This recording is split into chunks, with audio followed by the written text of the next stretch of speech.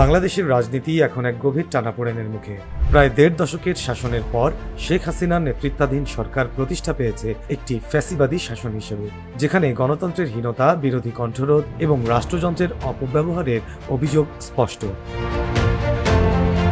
আওয়ামী লীগ সরকার সবকিছুকে উন্নয়ন বলে প্রচার করলেও নতুন প্রজন্ম মনে করে এটা উন্নয়ন নয়, বরং এটা শাসনের একচ্ছত্রতা।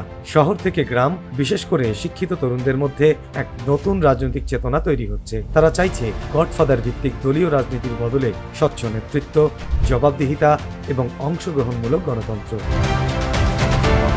অন্যদিকে বিএনপির চিত্র আরও অস্বস্তিকর। সরকার বিরোধী আন্দোলনের বড় ফাঁকে সংগঠন ভেঙে পড়েছে, যেখানে নীতি ও কৌশলের অভাব স্পষ্ট। নেতৃত্বহীনতা, আত্মঘাতী সিদ্ধান্ত আর লাগামহীন কথাবার্তার কারণে জনগণের ভরসা কমছে।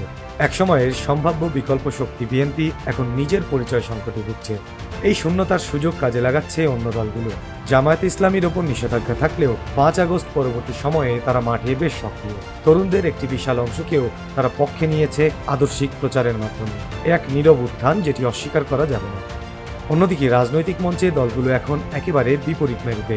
কেউ নির্বাচন ছাড়া কিছুই মানে না, আবার কেউ প্রচলিত নির্বাচনকেই মানে না। সংলাপ নেই, আস্থা নেই, দিন দিন বাড়ছে কেবল অবিশ্বাস আর শত্রুতা। এর ফলে রাজনীতি হয়ে উঠছে উত্তপ্ত, রাজপথ নির্ভর, প্রশাসন নির্ভর আর সম্পূর্ণ জনবিচ্ছিন্ন।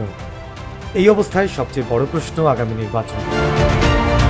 ২০২৬ সালের ফেব্রুয়ারিতেই পরবর্তী জাতীয় নির্বাচন হওয়ার কথা, কিন্তু নির্বাচন আদৌ হবে তো, নাকি আবারও অংশগ্রহণহীন একতরফা প্রক্রিয়া? সংবিধান বলছে এক কথা, কিন্তু বাস্তবতা বলছে আরেক। দেশের সচেতন নাগরিক সমাজ এবং তরুণ নেতৃত্ব, তারা যদি সামনের সারিতে আসে, তাহলে বাংলাদেশের রাজনীতি এক নতুন দিকে মোড় নিতে পারে। কিন্তু সেটাই বা কতটুকু সম্ভব? দেশ কি বন্দী থাকবে পুরনো মুখ আর ব্যর্থ কৌশলের জালে, নাকি তৈরি হবে এক নতুন গণতান্ত্রিক যুগ? প্রশ্ন অনেক, উত্তরের জন্য শুধু সময়ের অপেক্ষা।